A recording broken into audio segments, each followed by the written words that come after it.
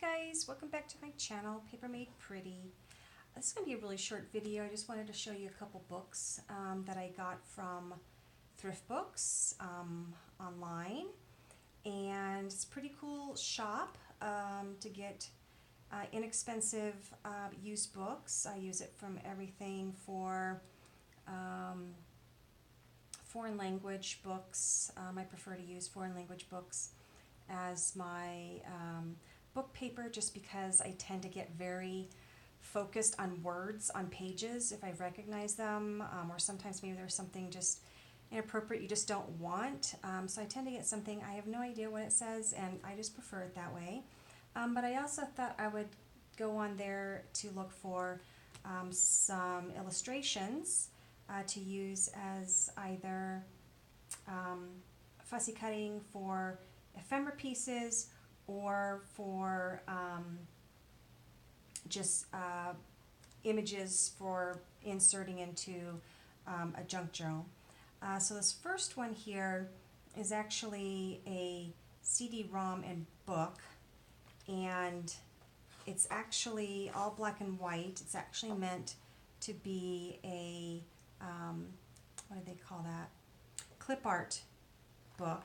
Oh, there we go, clip art. It was produced in '97, so everything's black and white on here, but I thought it might be interesting to maybe watercolor these and watercolor them and then, you know, fussy cut around them and use them. What do you think? I think so. I don't know for sure because the paper is very slick. It's a very shiny paper. Let me see if I've got any. There we go. Let's see if I got any water here. I do. So I'm just going to actually give it a quick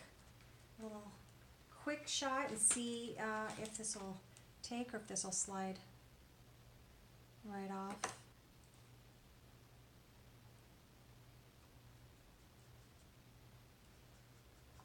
I think it does appear to be kind of slipping around a bit. Like I'm able to put it on and then immediately just move it off. So I might have to do a little bit of gessoing very lightly above it. Yeah, it's rubbing right off. A little bit of gessoing just to give it a little bit of tooth to grab onto it. I think I'm going to play around with this at another time, and if I can get it to stick, then I'll do a craft with me video on watercoloring these items. But I thought they were pretty cool. It's just really almost a library of whatever's on the CD-ROM, but we'll see if we can make that work. The other book that I got was this Botanical Illustrations book. It's quite large. The other thing with thrift books, it's very hard. They don't really show internal pages, and there's not always a lot of detail about the product. It can be a little hit or miss when it comes to that. So this is quite large. Images tend to fill up the whole pages, but I think there's some nuggets in here of items that definitely can be used for ephemera pieces.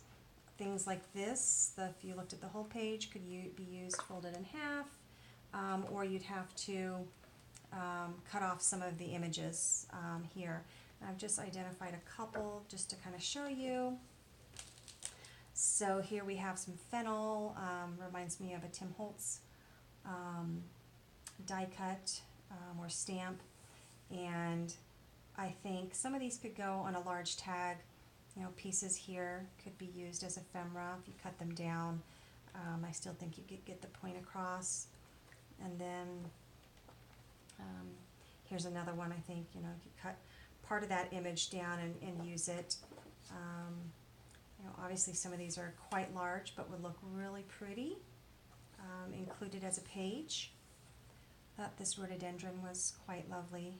Could fussy cut around this image here, maybe even this here and this here.